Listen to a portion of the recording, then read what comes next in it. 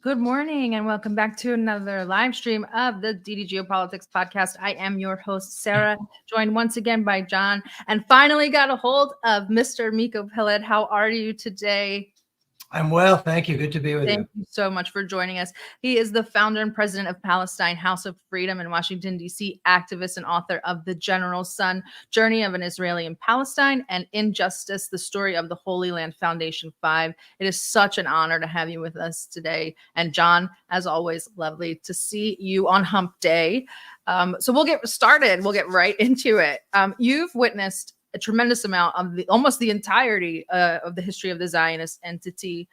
We've seen images and footage from previous operations. This is the first time we're like really seeing it. Most people that I've spoken to, they agree that this is the most violent attack ever. But some others, some detractors say it only seems this bad because we're seeing all of it and we're usually really far removed and it's kind of out of sight, out of mind. Unlike them, you've seen all of it. Is this current operation the most severe? How does it compare to the other operations you've seen in the past? Well, thanks for having me. First of all, it's nice to be with you guys. Well, I haven't seen all of it. I'm not that old. Well, not all of it, of course. I know I had members of my family who participated in much of it before I was born. First of all, I wouldn't categorize this as an operation.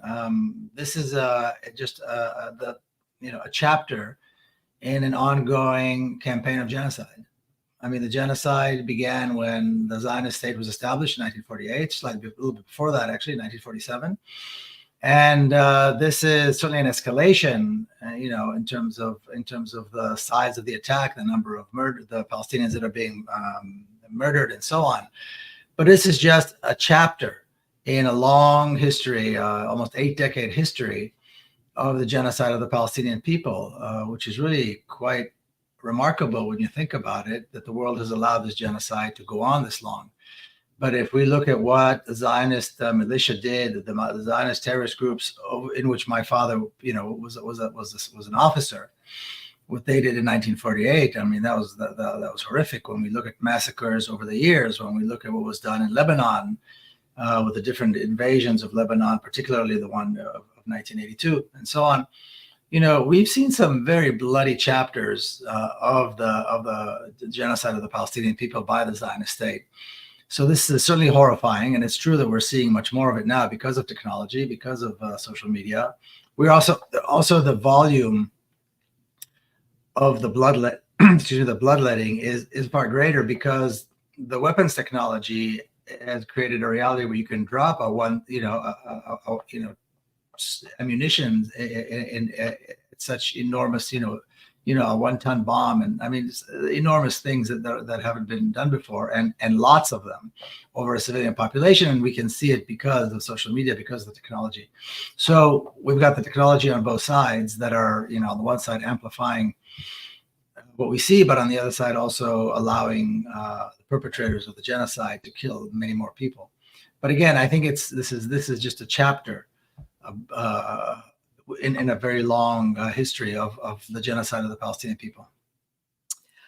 You already mentioned your dad. He was, I believe, a general in the IDF. He did try to investigate Israeli war crimes during the Six-Day War, and those findings were disregarded or ignored. This led him to advocate for a more open dialogue with the PLO. You underwent a similar transformation during your service.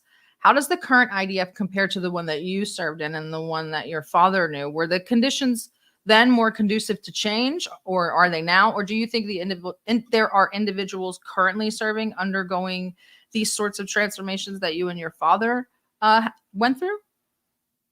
My father remained loyal to the Zionist cause his whole life. So, I mean, he criticized certain aspects, certain actions that were, the IDF and the Israeli government initiated some crimes. He advocated for what we know as the two-state solution very early on. But again, if we take a look at the history of the Zionist military force, of the IDF, we look at the history of the massacres and the consequence that the perpetrators of or the lack of consequences for the perpetrators of these crimes, there's very little difference. I mean, the volume is enormous right now. We're seeing it's just because now this monster, which the Israeli military has been humiliated, and they are taking out their revenge just like any bully does against the weakest and most defenseless victim they can find, and those are the Palestinians in Gaza. But I don't think that systemically or structurally there's really any difference. I think the difference is just in the volume and the fact that they're responding to something that was unprecedented, the humiliation that the state of Israel and the entire defense apparatus suffered on October 7th, and since. That humiliation is so much greater than anything they've seen before. And therefore the response is so much more violent and so much more, the rage on their side is so much greater that they are using so much violence. But I don't think inherently there's a difference whatsoever. That it's the same military force that conducted the massacres and the ethnic cleansing that began in 1947. All the massacres that took place since then, Sabra and Shatila, Jenin, several, countless massacres in Gaza and other places. It's the same military, it's the same people, it's the same leadership, and most importantly, I think it's the same ideology, which is a genocidal ideology, which is the Zionist ideology. Well, first of all, it's great to have you on and great to speak with you. Thank you. I have a legal background, and I was really excited for this conversation to kind of get some of your insights into how lawfare is weaponized against the Palestinians for the purpose of preserving and promoting occupation. You wrote a book where you really went in depth on the Holy Land Foundation case, which was very interesting. And so I wanted to definitely get to that side of things a little bit. How the United States and how the countries internationally, the legal system internationally, really works to continue to really infringe on the rights of Palestinians, chill free speech, and continue this occupation, this policy of occupation, basically. So I was wondering if you could maybe speak to the Holy Land Foundation case and how some of those interviews with prisoners colored your perception of what's going on, both internally in Israel, and then how the United States legal system plays a role in this. And then secondarily, I would love to kind of get some of your insights about the carceral system in Israel itself. We know that one of the biggest miscarriages of justice has just been the sheer number of people who are in Israeli prisons, the sheer number of Palestinians who've had their rights denied, who have not had a right to a fair trial, and have had all of these, have had the whole book thrown at them, so to speak. So I'm wondering if you could maybe talk a little bit about that from the legal side of things, both kind of from the domestic sphere here in the United States and the current work that you do. Maybe kind of going into a little bit of detail on the Holy Land Foundation case, and then maybe speaking to kind of the general nature of the carceral and legal system in Israel. Sure. These are very important points. So it's interesting. When I began my investigation of the Holy Land story, the Holy Land Foundation story, and I began visiting the Holy Land Foundation 5, these 5 wonderful, caring people who ended up with very long prison sentences in federal prison here in the U.S. They all knew, they had no doubt, they had fully understood that they are political prisoners, just like the political prisoners, the other Palestinian prisoners in Palestine. In other words, they understand fully that it's the same story.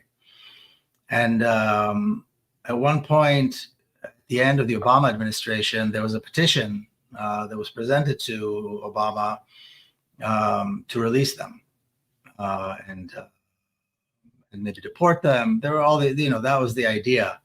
And there was an expectation that he would do this. And so I was visiting one of them at the time, and Mufid Abdelkader, and I was visiting him, and he asked, we kind of talked about it, and we both understood very well. I mean, he understood it, and that was my opinion as well. They will be released when Palestine is free and all Palestinian prisoners are released.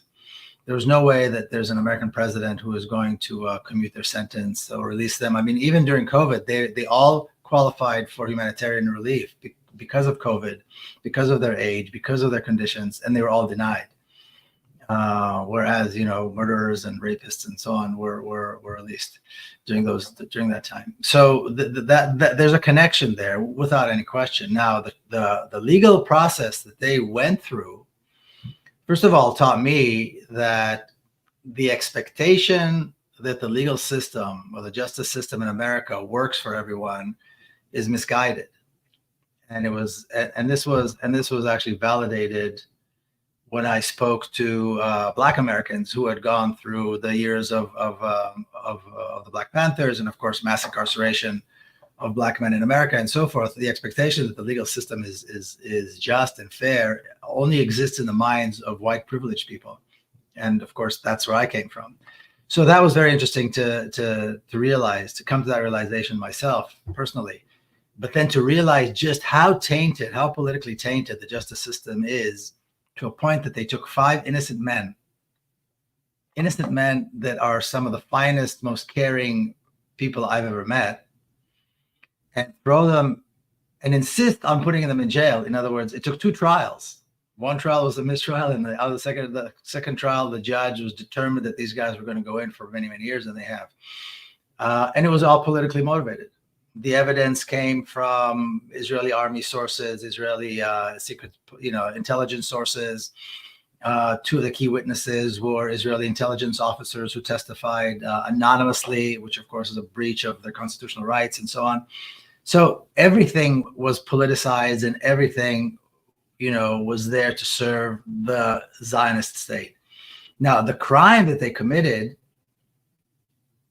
in the eyes of the Zionist organizations here in the U.S., like the ADL and some of these other, racist organizations, was that they, because of their work, because of their charitable work, because of the wonderful job that they did in raising awareness, creating awareness, I should say, and then also the reputation, they had a stellar reputation as a nonprofit, as a relief organization, that was chipping away at the image that the Zionists wanted to create. So they had to be taken down. They didn't deal with politics. They were a charitable organization engaged in relief. And so that was their crime, and they had to be taken down because there's a particular narrative that has to be maintained in America. And anybody who interferes with that narrative, which basically places Arabs and particularly Palestinians on the side of terror, and Israelis and Israel on the side of us, the good guys, anything that interferes with that or might put that at risk has to go, and they had to go. And so 2 of them just have been released. One was exiled and lives in Istanbul. One lives, but he's a released convict, and so with a terrorism charge, so he can't get a job, he can't he can't do anything, can't open a bank account, can't start a business. A third one is supposed to be released this year, and then the other 2, the last 2, received 65 years. So, nobody knows if they'll ever be released, unless, again, like I said, when Palestine is free, just like the Palestinian prisoners in Palestine, they will be released. But the whole issue of the Palestinian prisoners in general, going back to your question, it's a monumental part of Palestinian culture, a monumental part of Palestinian culture.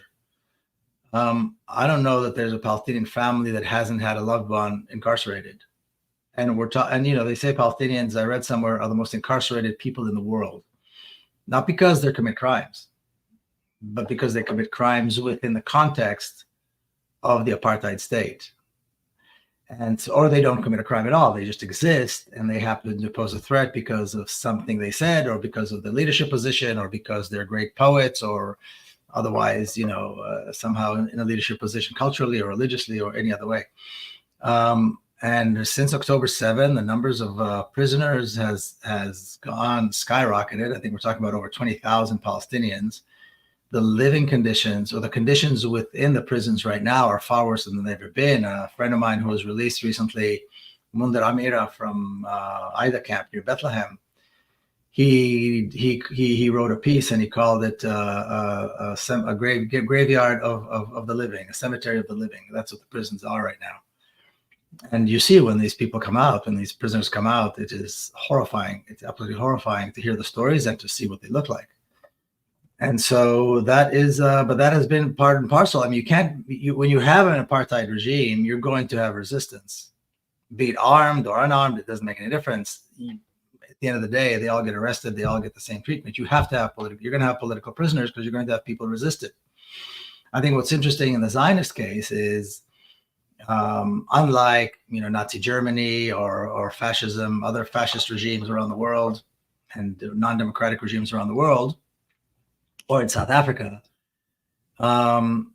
there were people from within these societies that stood up and fought against the regime. So there were many Germans who were sent to concentration camps and executed because they rejected and they stood up against the Nazis. There were white South Africans who were killed and deported and injured, severely injured, again, because of their opposition to apartheid. You don't see in Israeli society that kind of resistance among Israelis to Zionism. You see it on the fringes. You see small numbers of people who stand up and may say something.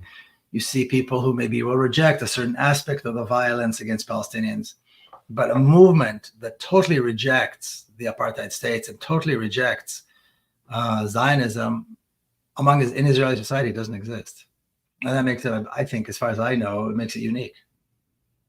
Well, yeah, that's notable that you mentioned this, because it seems like in Israel, the real debate is between extreme levels of barbarism and maybe a little bit just more moderate levels of barbarism, right, inflicted upon the Palestinian population. I mean, we saw this a couple of weeks ago with Israeli soldiers literally forcibly sodomizing a man in their custody, and continuing to have support from the settler population to be able to commit these crimes against prisoners with absolutely no accountability.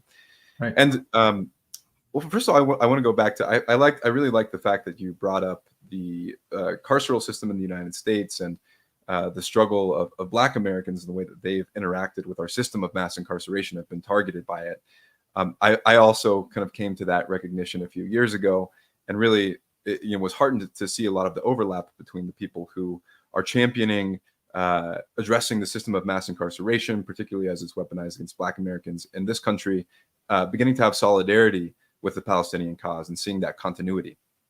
I feel like that's important for the anti-imperialist movement and also the movement for a free Palestine. But as you mentioned, we're in a state of extremely hot temperatures in the conflict. Israel is facing a number of internal and external instabilities, I guess you could call them.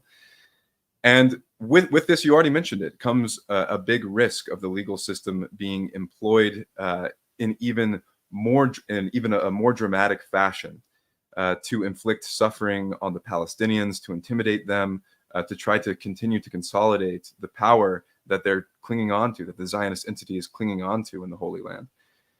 But I'm curious of to get your perspective on what some of the concerns you might have at this particular juncture with the legal and penal system being employed when the broader conflict and internal troubles for Israel are at a boiling point.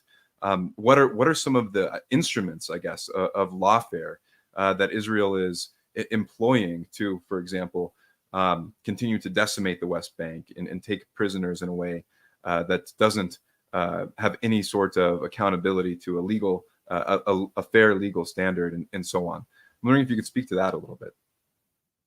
Sure. So first of all, here in the United States, look what they've done to the student movement, the student that have put together these wonderful liberated zones on campuses. So many of them have been arrested, and in many cases there were no charges. The charges were dropped. In many cases they were not. The charges were not dropped. They were actually charged, indicted. The police came in and brutally attacked these brave students. So this is happening here in the United States, and it's probably going to continue when school starts in a few weeks on campuses. I think to understand how what you call lawfare, I think it's important to first of all understand how the apartheid system, what the kind of laws and the kind of reality that the apartheid system created. So there's various systems of laws under which Palestinians reside. Now, Israeli Jews live under the same set of laws, civil laws, regardless of where they live throughout historic Palestine. They're citizens, and regardless of where they are, they will be treated with the same kind of laws of, a liberal democracy, if you will. The laws that govern the lives of Palestinians are determined by where they live. So, for example, you've got the Palestinian citizens of Israel, about 2 million Palestinians. They are divided. You've got the ones who live in the, say, from the center to the north, who have a certain set of laws that govern their lives. You've got the Palestinians who live in the south, in the Naqab, which is about half, makes up about half of Palestine.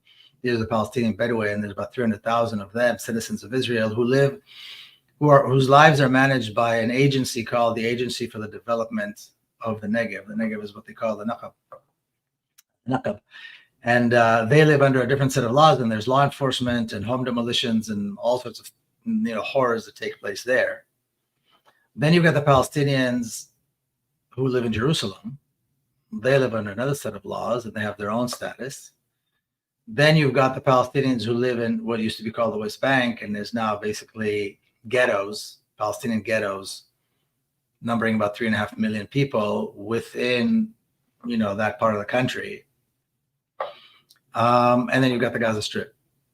So their lives depend on where they are, and so the legal system operates very effectively, and the different agencies that, and of course, within what used to be the West Bank, you've got areas A, B, and C, which again divide the Palestinians and the legal system and the entire bureaucracy under which they're governed. So this makes it's just an impossible web of bureaucracy and laws that nobody can keep track of, and they keep changing and evolving. There's been in the Naqab until before October 7, there was an average number of between 2,000 and 3,000 home demolitions per year. Now, many Israeli Jews live in settlements in the Naqab, and they live, one of the highest standards of living among Israelis is in the settlements there, the kibbutzim and so on, that live down there in that part of the country, because even though it's considered a desert, it's a very fertile desert, so it's actually very good for agriculture. Palestinians are prohibited from agriculture there, even though originally they were farmers. The Bedouin Palestinians were farmers. But the point is that you look at the number of home demolitions, thousands each year. This is pre-October 7th. Since October 7th, the number has increased dramatically. And you wonder, out of all those thousands, how many demolished homes used to belong to Israeli Jews? I mean, it can't be that Israeli Jews never, obey the laws all the time, that they never build without a permit, that they're always, perfectly law-abiding. It doesn't make sense, right? And yet, the only homes demolished are Palestinian homes.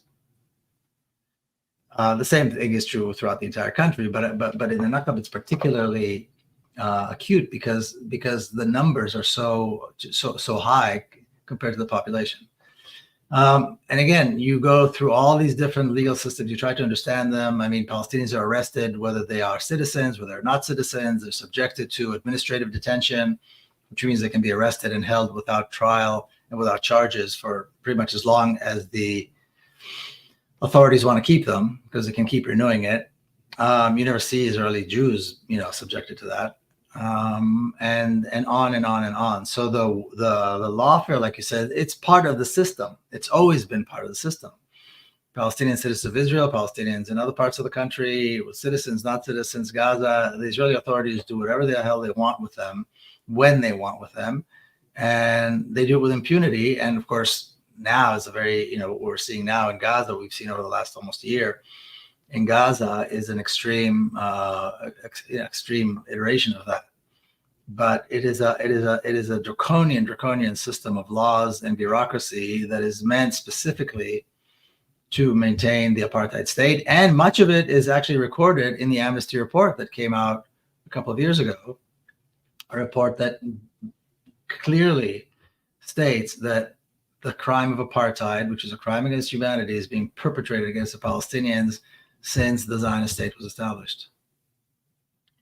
I do want to play a clip of you. I really love this clip. I just shared it on our main Twitter before I asked this question. So let's cue that. There is no good Zionism. It's a racist ideology. It's a violent ideology. And don't believe me, look at Palestine the last 100 years. That's Israel. There is no other one. When Israel massacres thousands of people in Gaza, Israelis can stop it immediately. You could have 100,000 Israelis on the streets. Nobody will get shot. Where are they? Where are these Israelis? When did they ever come out? I mean, many. I don't mean 10 in Sheikh Jarrah. Everybody knows what happens when you drop a 1-ton bomb in a residential neighborhood. You don't have to be a genius. You know people will die. Israel is a democracy for Jews. And who do they vote for? The same people over and over and over again. Does it matter if it's Gantz or Netanyahu? There is nothing to justify, nothing to excuse what Israel does. Nothing to excuse what the Zionists have been doing in Palestine for 100 years. Nothing. When they bomb Gaza, you can hear it in Tel Aviv. I love that video. And because we've gotten so many of these sort of left-wing Zionists, these liberal Zionists that kind of come in and soften the image of Israel, and you just kind of take it right back to reality.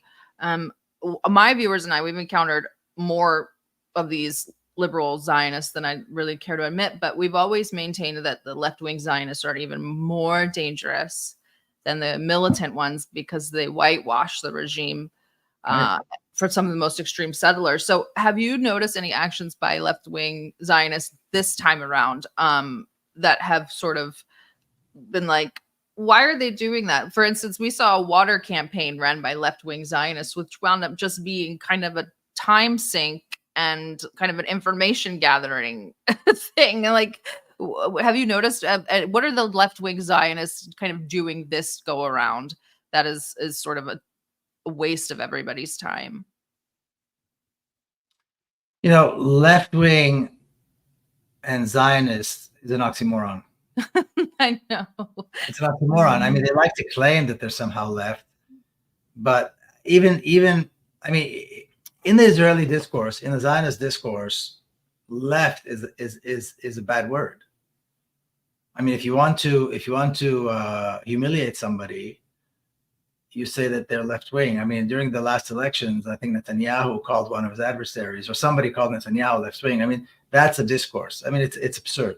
So very few Zionists today, Israelis today, will actually stand up and claim that they're left. And what used to be the Zionist left is gone, because when push comes to shove, or when push came to shove, they all got in line and stood behind the Zionist flag, and that was it. And, you know, a good example of that is when there were these protests against Netanyahu earlier last year. There was this sense around the world that, oh, look at these people. These are peace-loving people. These are Zionist leftists. And there was a story that Israeli Air Force pilots, who are considered kind of, you know, the cream of the crop of Israeli society, the cream of the crop of the Israeli military, and many of them would associate themselves perhaps as some kind of left-leaning, center-leaning Zionists. They stood up and they said, we will not show up for reservist duties. Now, these pilots have to show up every week, the reservists. They have to show up for training every week as reservists, and they love it. They adore their job. It's a great honor for them. And during the protests, they stood up and they said, no, protecting our democracy is more important. We will fight against Netanyahu. We will stand in the streets, and so on. And they made big, huge headlines in the Hebrew press, huge headlines. It was unprecedented. But when they're called to bomb civilians in Gaza, you don't see them saying, no, human rights, democracy, the life of citizens, morality, humanity is more important. No, they can't wait. They can't wait. All of these so-called liberals, if that's what they are, or what people assumed that they were because they stood up and protested for a little bit against Netanyahu, these are members of the most privileged Israelis. These are really like they come from the most privileged layers of Israeli society. Where are they? If they protested, they would not get killed. They would not get arrested. Like I said in that video, if 100,000 Israelis decided to stand up now and say enough, nobody would get killed. Nobody would be shot. Maybe a few people would be arrested for a little bit, in and out of jail. Nobody would be tortured. This is not Nazi. In that regard, the apartheid regime, other fascists, the Nazis were far worse against dissenters. Israeli authorities will not punish them severely, but they're not there. So That's the reality. That's Israeli society. It's a racist society that has proven over the last, and again, one other thing, the 1948 generation of my parents, claimed that they were socialists. The labor Zionists. The labor movement people, they looked down at the right wing, what became the Likud party and so on. And I remember in the 70s, people like Joan Baez and, others like, of that kind of that are associated with peace and love and humanity and so on would come and perform there with no problem. Never saying a word about the Palestinians. There wasn't, there was this sense that somehow this is some kind of a haven of liberalism, of socialism and so on, completely ignoring the reality of the Palestinians, completely ignoring the fact this is an apartheid state. Number one, I think the Israeli authorities realize they don't have to pretend to be so polite anymore. They don't have to pretend to talk about peace anymore because nobody cares. They get what they want anyway, and they get away with murder anyway. So they're just speaking much more plainly and much more honestly now. They're expressing themselves more honestly. The images, because of technology, are now available for anybody to see what is happening in Gaza, for example, or what is happening in other parts of Palestine, what is happening in Lebanon, and so on. And so that has changed, the view. But in terms of Israeli society, it's always been a deeply, deeply racist and deeply violent society. You brought up Benny Gantz, and it's so funny because I was getting ready for this, and I was talking to someone in Israel, and they said, "Well, like the left, like Benny Gantz," and I said, "Benny Gantz is the left?" And yeah, Benny Gantz is left. I said, "Oh my God!" Like it's the Overton window in Israel has gone out the Overton window, so it's pretty incredible. You brought up Benjamin Netanyahu. And I really want to hammer this home for our listeners, because we've noticed this, especially with the Biden administration, that they like to kind of do a little scapegoating of Netanyahu. A lot of Israeli and American voices painting him sort of like, oh, if he were just gone, if we could just get rid of Netanyahu. And you mentioned that the leader doesn't really matter, much like the United States. There were movements, and you mentioned that the protests, they were really highlighted in the West. And then yesterday, Yoav Gallant began distancing himself further with hints of potential leadership change from the Western media. Can you explain how Bibi is more so a product of Israel rather than the other way around? And why, even if we remove him and put in the benevolent left-wing Benny Gantz, that we'll still be in the same situation that we're in right now with the genocide and ethnic cleansing of Palestinians? Sure. It's funny. I mean, I think people will remember during I think it was the last election campaign, his first video, Gantz's first video, was to show Gaza being bombed to smithereens under his command as the Army Chief of Staff. That was his campaign video to get elected. Him commanding this massive slaughter of innocent civilians in Gaza. But in the Israeli context, that's what I suppose left means, Yeah, this is kind of the Bernie Sanders kind of left, the Bernie Sanders kind of peaceniks that say, well, yeah, if we need to get rid of Netanyahu, it's nonsense. Netanyahu is, like you said, he's a product of the entire system of 8 decades of an apartheid state. He's no different than the very first, leaders of the Zionist movement, of the Zionist state. They're all committed to the same ideology. They're all committed to the same genocide. They're all committed to the same apartheid state. They're all committed to this kind of, Zionist Jewish supremacy. They're all committed to it. They've all been leading massive assaults on the Palestinian people. They were all war criminals. There's this image of Yitzhak Rabin, who signed the Oslo process, who was prime minister during the Oslo process, even among Palestinians, portraying him as kind of a man of peace, a man who was a little more reasonable. He was a war criminal that should have ended up in The Hague, should have ended up in jail. And he was the architect of a process that led us to where we are today, that made it a lot easier for the Zionist state to do what it's doing today. That was the Oslo process that he signed on to. There's no difference, I'll say it again, between any prime minister today and any prime minister that came before them. The Zionist state is a genocidal apartheid regime that has to be dismantled. If we want to see change, anybody who's honestly interested to see the lives of Palestinians spared, to see any semblance of normalcy for Palestinian life, not to say guarantee the safety and security of Palestinian people, which has never even been part of a conversation anywhere. Anybody who wants to see that needs to put everything they can into the effort to dismantle the apartheid state, because in order to end the genocide, we have to end the apartheid. That's what needs to happen. And then we have to talk about what happens next. What is going to secure the safety and security of the Palestinians? What is going to secure a peaceful existence in Palestine? Only a free, democratic Palestine from the river to the sea. There is no other option. There's no magical solution. A free democratic state, a free Palestine from the river to the sea is the pathway to peace. That is the pathway to peace. That has to be, front and center on every banner, on every poster, on everybody's minds. That is the way forward. The steps are: we dismantle apartheid to end the genocide, and then allow a free, democratic Palestine to take its place within historic Palestine from the river to the sea. That needs to be the conversation. Anything less than that is complete nonsense. So whether it's Bernie Sanders calling to get rid of Netanyahu because he doesn't like Netanyahu, or somebody else, it's nonsense. The system has got to go. The Zionist leadership, as far as I'm concerned, should all go to The Hague. And a new, liberated, peaceful Palestine needs to be allowed to emerge from these ashes.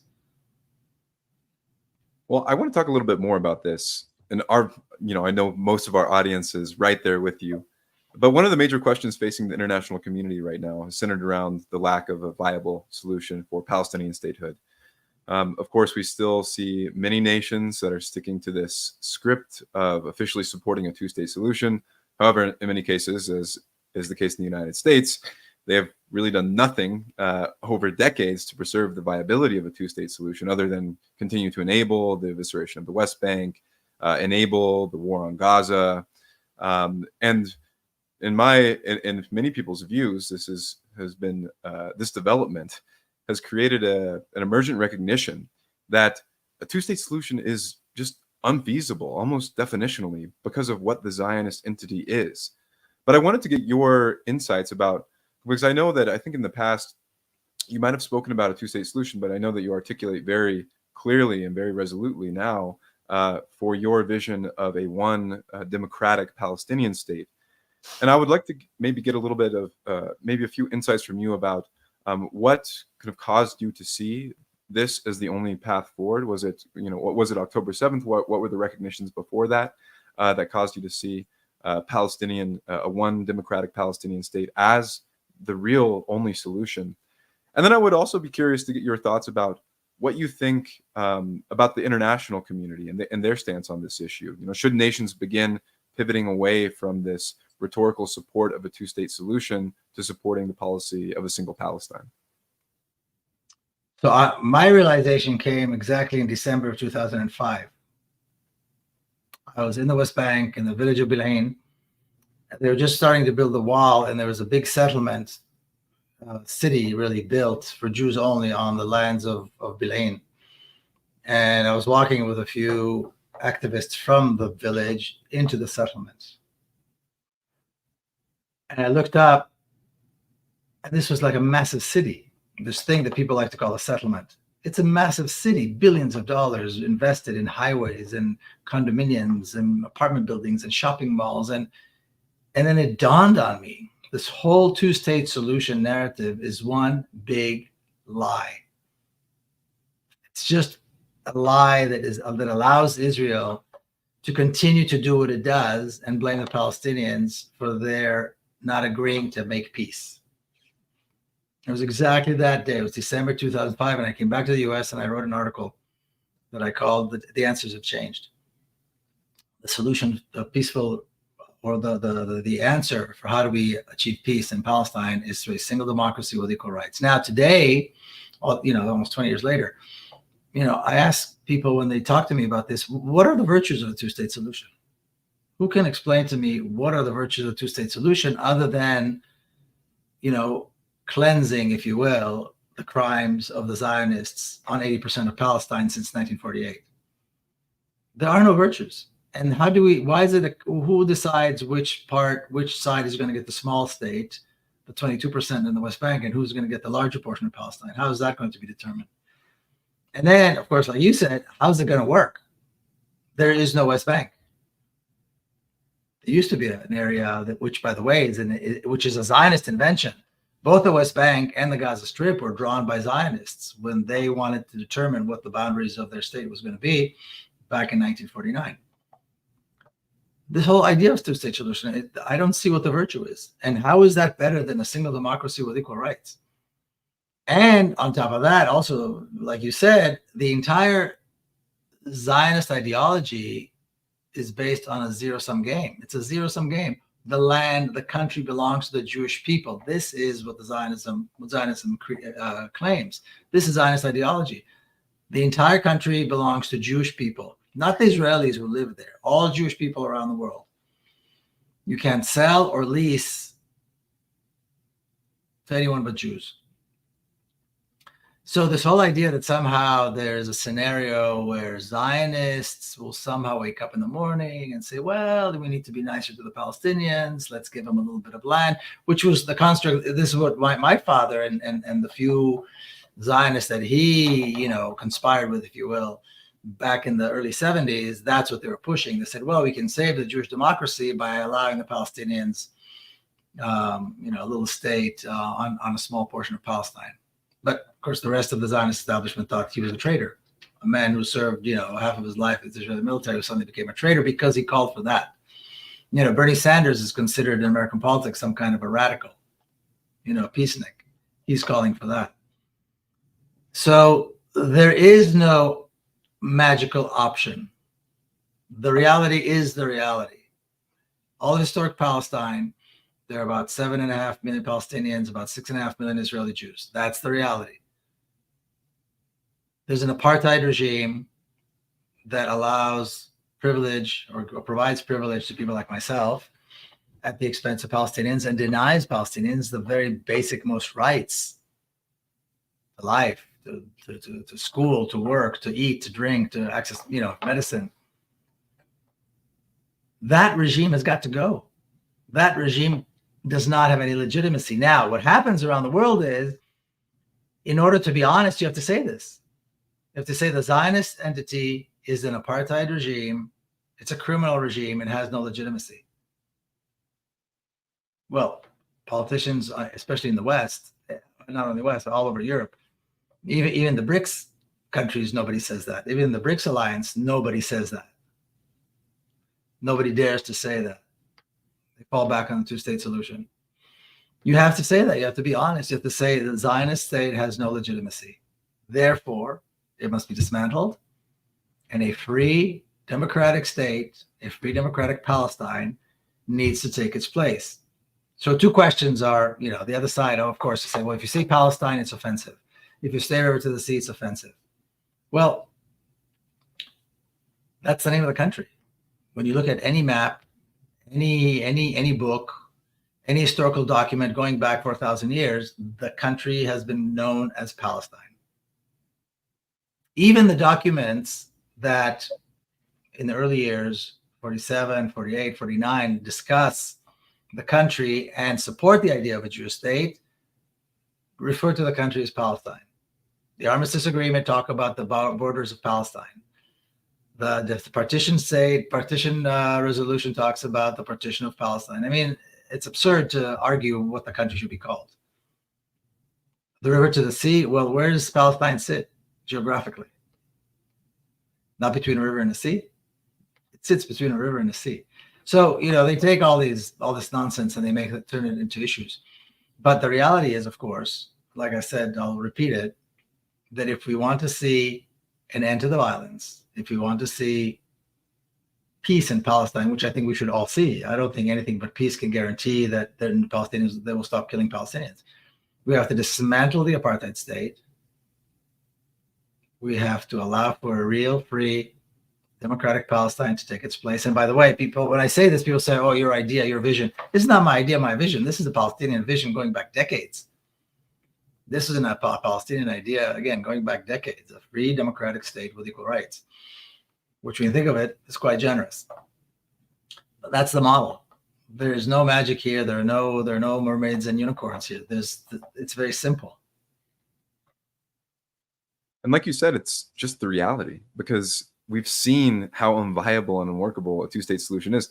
And one of the dominant forces behind all of this, of course, is the United States, that continues to fund the Zionist entity, that continues to supply them economically and militarily, of course, to the tune of tens of billions of dollars every year. Most of our foreign aid, or the plurality of our foreign aid, has gone to Israel over the course of the last 60, 70 years.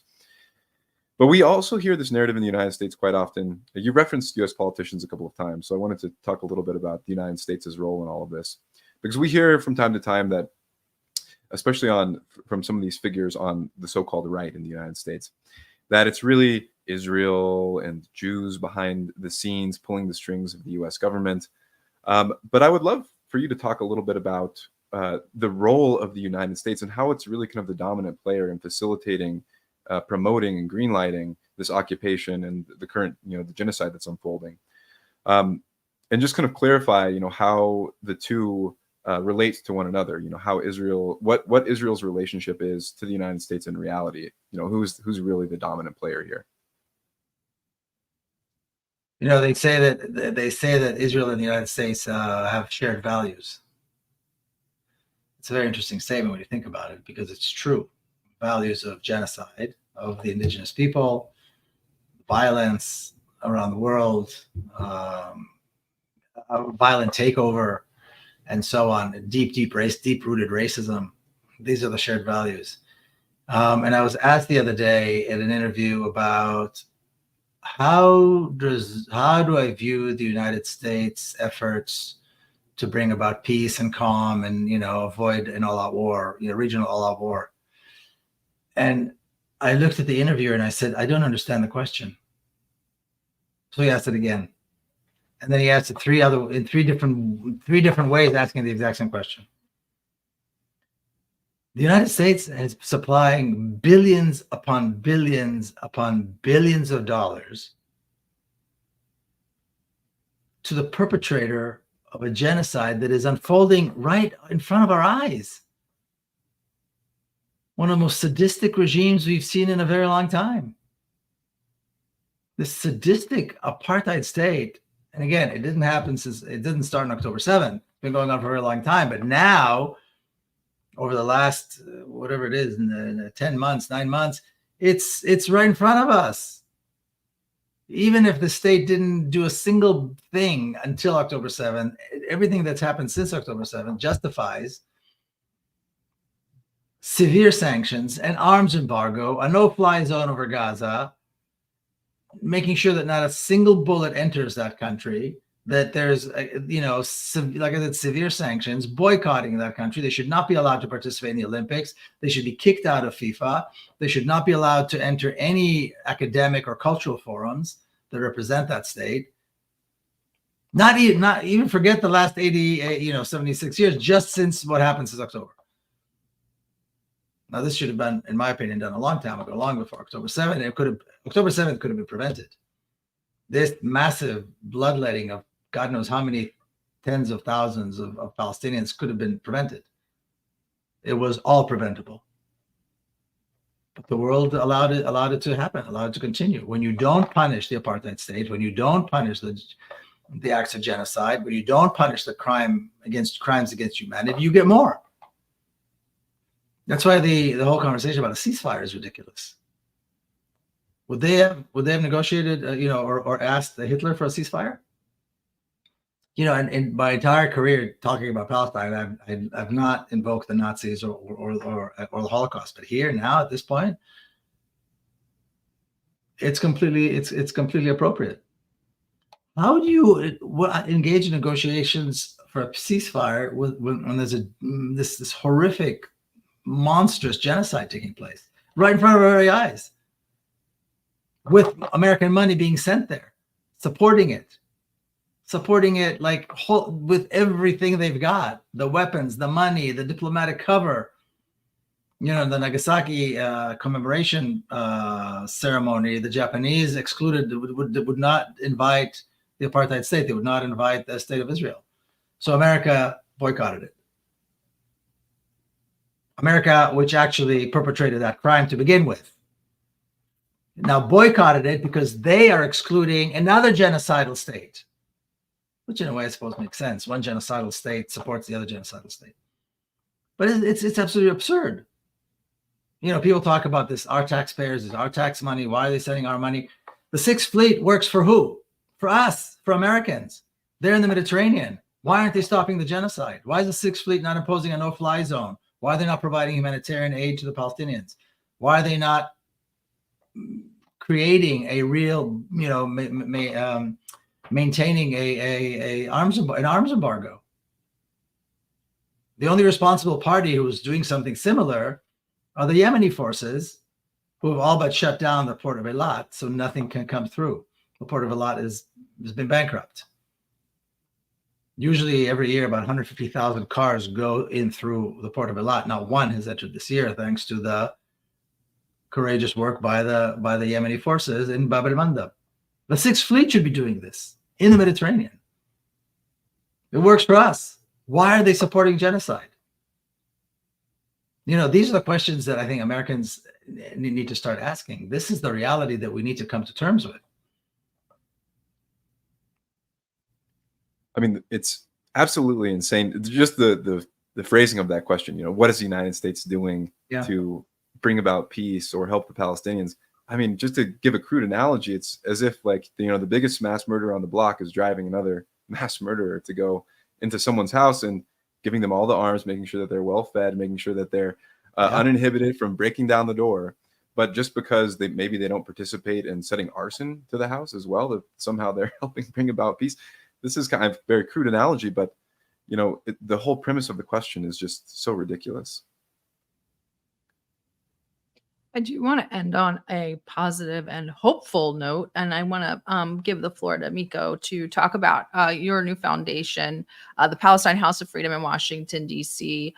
You've taken on the very daunting task of educating the American people, which we've done the same. So we feel your pain of educating Americans about Palestine, a mission that's probably most crucial now than ever. Tell us more about it and how we can get involved, how we can help, what your immediate needs are, and Sure. and how we can get involved. Sure. And I see you put you put our website up. Thank you. Maybe you can put the link on there somewhere too, so people can go there.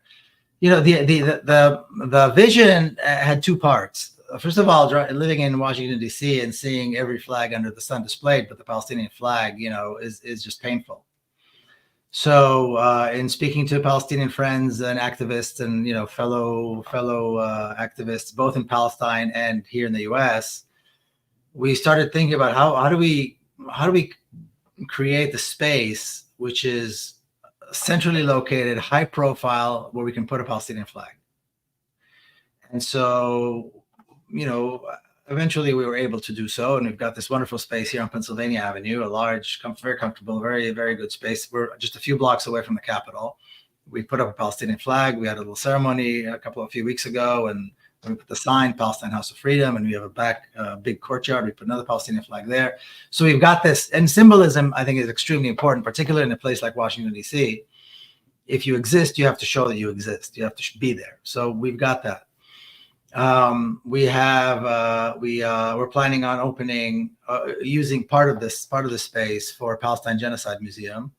This is an idea that Ralph Nader has been floating around for many years, and so we're talking to, you know, we're working on that, and we're talking to the Palestine Museum in Connecticut, the U.S. Palestine Museum in Connecticut, about working together and putting that together. But in terms of the content, in terms of, so what is the space going to do? It's like you said, education is crucial. We want the conversation in Washington, D.C. to be focused on dismantling apartheid. Right now, the conversation in Washington, D.C. is how many more billions of dollars we need to send to the apartheid state as it is committing genocide. So that's like you said, that's a monumental task, but you got to start. So the first thing we decided to do was focus on the apartheid aspect of it. People, when you say apartheid, people call you anti-Semitic. In the American context, considering what Americans learn and the American education system, that's not surprising. It makes perfect sense because Americans receive a Zionist education. So now you're saying the only Jewish state in the world is apartheid, when we know full well it's a democracy? You must be anti-Semitic. Well, thankfully, 2.5 years ago, Amnesty International came out with a very decisive report. So what we did was we took segments of the report and we started posting it on our social media platforms. Then we started saying, and this is something that I say and I talk about, when I speak to different groups, adopt the report. Have your church, your organization, your peace group, whatever it may be, adopt the apartheid report. First of all, it'll force the organization to engage in a robust conversation on apartheid, read the report, and there are recommendations. And in the recommendations, it tells us what you do when a crime of apartheid is being perpetrated, which is sanctions and an arms embargo and so on. So once an organization adopts the report, it adopts that as well. Now, it's not some lefty or a Palestinian or somebody saying this. This is all coming from Amnesty International. So that's kind of educating on the apartheid side. Now educating on the pathway to peace side. A single democracy with equal rights. What could be more obvious than that? Slicing and splicing and cutting into chopping up this little country into little segments, it doesn't work. It only makes it a more of an apartheid. And we've seen that happen. Every attempt that's been tried, it only made things worse for the Palestinians. So those are the two things that we're pushing. We realize, of course, everybody realizes this is a tough task. But what we're trying to do, what we need to do, and what we're encouraging everybody to join us to do, and we've become a center. People are coming and going here. Different organizations are stopping by. We're collaborating with different groups. Doctors Against Genocide, we're here. Many others. A lot of local organizations here that do fantastic work here in Washington, D.C. is we need to circumvent the traditional politics with creative strategy. We have the truth and we have international law and we have history on our side. They have to lie all the time. Of course, they have all the money in the world and they've got a history of relations with the American political system.